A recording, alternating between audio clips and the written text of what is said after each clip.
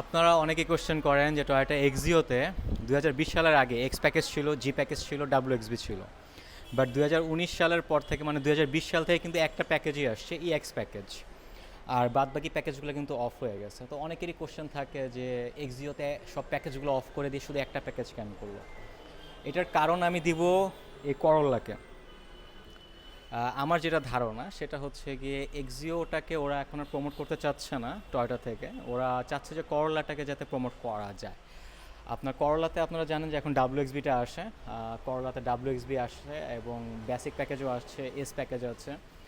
So basically W XB এখন নিয়ে চলে আসছে করলাতে, করলাটাকে ওরা প্রমোট করতেছে, যার কারণে এক্সিও থেকে কিন্তু ডাব্লিউ এক্সবিটাকে আপনার মাইনাস করে দিচ্ছে। এখন আপনারা একটু চিন্তা করেন যে এক্সিওতে যদি ডাব্লিউ এক্সবিটা রাখতো, সেক্ষেত্রে কিন্তু এটা 1800 সিসি যেহেতু, 1800 সিসি যেহেতু, সো এটা কিন্তু একটু মার্কেটে একটু কম গেইন করতে পারতো, মার্কেটটা একটু কম ধরতে পারতো।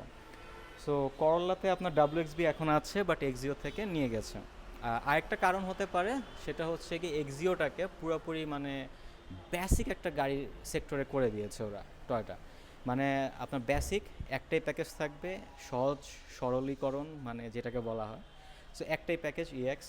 আর অন্যদিকে করলাটাকে আস্তে আস্তে প্রমোট করতেছে, ডাব্লিউ এক্সবিটা এইটাতে রাখছে।